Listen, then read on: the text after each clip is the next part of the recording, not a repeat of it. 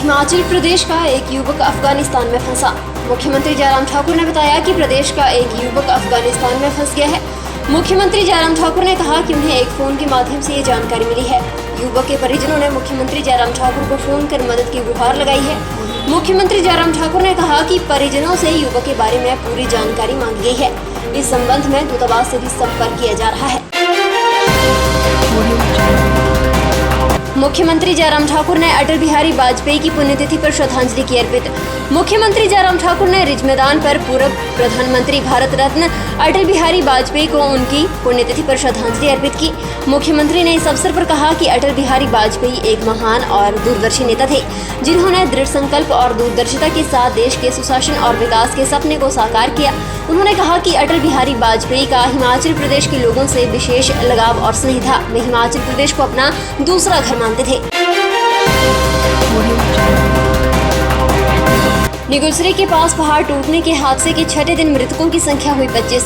हिमाचल प्रदेश के किन्नौर जिले में नेशनल हाईवे 5 पर निगुसरी के पास पहाड़ टूटने के हादसे के छठे दिन सोमवार को बचाव दलों ने 2 और शवों को निकाल लिया है। इस हादसे के मृतकों की संख्या अब 25 पहुंच गई है। अब सिर्फ 3 लोग ही लापता बताए जा रहे हैं। राज्य आपदा प्रबंधन प्राधिकरण ने कहा कि किन्नौर के निगुसरी भूस्खलन की घटना में 2 और शवों के मिलने के बाद मरने वालों की संख्या बढ़कर 25 हो गई है।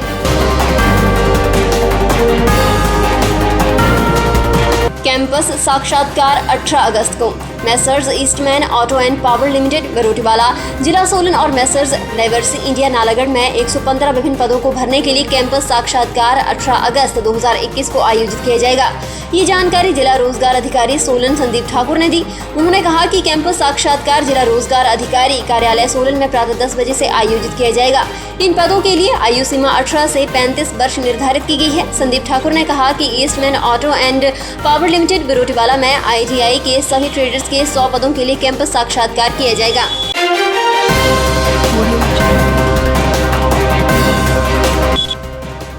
PGDCA और DCA DTP प्रशिक्षण हेतु आवेदन आमंत्रित। PGDCA और DCA DTP प्रशिक्षण हेतु आवेदन आमंत्रित किए गए हैं। इस संबंध में जानकारी देते हुए जिला कल्याण अधिकारी चमनलाल शर्मा ने कहा कि कंप्यूटर एप्लीकेशन और संवर्गीय क्रियाकलापों में प्रशिक्षण और दक्षता योजना के अंतर्गत अनुसूचित जाति, अन्य पिछड़ा वर्ग, अनुसूचित जनजाति, अल्पसंख्यकों, एकल नारी, विधवा या फिर दिव्यांग वर्ग से संबंधित जिनकी आयु 18 वर्ष से 35 वर्ष के मध्य हो और गरीबी रेखा में जनित परिवारों के सदस्य या फिर आवेदक के माता पिता संरक्षक की वार्षिक आय 2 लाख रुपए से कम हो, उन आवेदकों को PGDC कोर्स जिसकी अवधि 1 वर्ष और शैक्षणिक योग्यता स्नातक और DCA DTP जिसकी समय अवधि भी 1 वर्ष है और शैक्षणिक योग्यता 12वीं पास है।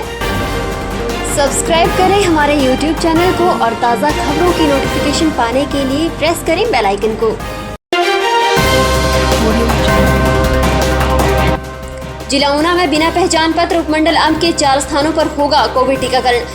कोरोना संक्रमण के बचाव के दृष्टिगत SDM अंब मनीष यादव ने उपमंडल अंब के अंतर्गत आने वाले सभी प्रधान, उप प्रधान और सदस्यों से अपील की है कि वे अपने क्षेत्र के तहत रहने वाले लोगों जिनके पास कोई पहचान पत्र नहीं है, ऐसे लोगों को कोविड टीकाकरण करवाने के लिए प्रेरित करें ताकि वे 20 अगस्त को लगने वाले टीकाकरण कैंप में अपना बिना पहचान पत्र दिखाए कोविड टीकाकरण करवा सकें। उन्होंने कहा कि सभी बचे हुए पात्र व्यक्तियों को अपनी वैक्सीन लगवानी चाहिए और कोविड के खिलाफ जारी जंग में अपनी सहभागिता दर्ज करवानी चाहिए। हिमाचल प्रदेश विश्वविद्यालय में SFI कार्यकर्ता कुलपति की गाड़ी के आगे लेटे। हिमाचल प्रदेश विश्वविद्यालय में सोमवार को SFI कार्यकर्ता कुलपति की गाड़ी के आगे लेट गए। इन्हें हटा रहे पुलिस कर्मियों के साथ भी कार्यकर्ताओं की धक्का मुक्की हो गई। विरोध प्रदर्शन कर रहे कार्यकर्ताओं ने सोमवार सुबह 9 बजे कुलपति कार्यालय के बाद BC की गाड़ी रोक ली। नारेबाजी करते हुए कार्यकर्ता गाड़ी के आगे लेट गए। पुलिस से धक्का मुक्की में कुछ छात्रों को चोटें भी आई हैं। प्रदर्शन में छात्राएं भी शामिल रहीं। किसी तरह पुलिस के जवान और BB के सुरक्षा कर्मी कार्यकर्ताओं को हटाने में सफल रहे।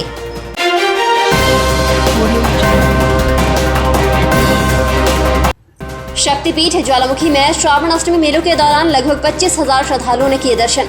शक्तिपीठ ज्वालामुखी में श्रावण अष्टमी मेलों के दौरान देश के कोने कोने से श्रद्धालु पवित्र धाम में ज्योतियों के दर्शन के लिए पहुंच रहे हैं। सप्तमी को लगभग 25,000 श्रद्धालुओं ने दिव्य ज्योति के दर्शन किए।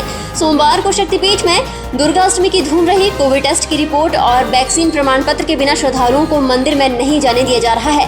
पर्ची सिस्टम द्वारा ही श्रद्धालुओं को दर्शन करवाए जा रहे हैं।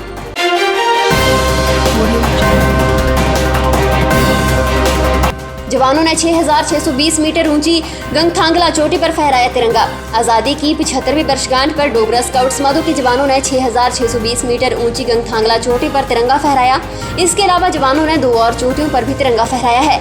मानेरंग पास और आइबेक्स चोटी इसमें शामिल रही। डोगरा स्काउट त्रिपिक ब्रिगेड के जवानों ने इसके लिए अलग अलग टीमें भी बनाई थी। लेफ्टिनेंट कर्नल जयप्रकाश कुमार ने बताया कि मानेरंग, गंगथांगला और आइबेक्स चोटी पर 4 दिन की ट्रैकिंग के बाद टीमें पहुंची। इन तीनों चोटियों पर पहुंचने के लिए ट्रैक काफी चुनौतीपूर्ण और खतरों से भरा है।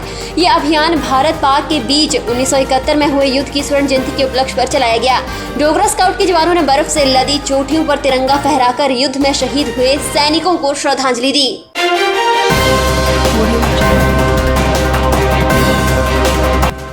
अवैध खनन में सम्मिलित वाहनों, संयंत्रों, जेसीबी, पोकलेन, एक्सकेवेटर और अन्य मशीनरी को छुड़ाने के लिए जुर्माने की दरें निर्धारित। हिमाचल प्रदेश गौण खनिज और खनिज नियम 2015 के तहत अवैध खनन में संलिप्त पाए जाना एक दंडनीय अपराध है, जिसमें कारावास की सजा का प्रावधान है, जिसकी अवधि 2 वर्ष तक बढ़ाई जा सकती है या 5 लाख रुपए का जुर्माना या फिर दोनों के लगाए जाने का प्रावधान है। इस बारे में जानकारी देते हुए उपायुक्त ऊना राघव शर्मा ने बताया कि जब अवैध खनन की गतिविधियों के खिलाफ कार्रवाई की जाती है तो खनन के लिए प्रयोग में लाए जा रहे वाहनों, संयंत्रों, जेसीबी, पोकलेन, एक्सकेवेटर और अन्य मशीनरी को भी कब्जे में लिया जाता है। डीसी ने बताया कि 5 साल के कम पुराने और 25 लाख रुपए से अधिक की शोरूम कीमत वाले वाहनों और यंत्रों का अवैध खनन में संलिप्त पाए जाने पर 4 लाख रुपए तक का जुर्माना लगाया जाएगा, जबकि यदि ये वाहन या उपकरण 5 वर्ष से ज्यादा और 10 वर्ष से कम पुराने हों तो उन पर 3 लाख रुपए का जुर्माना लगाया जाएगा।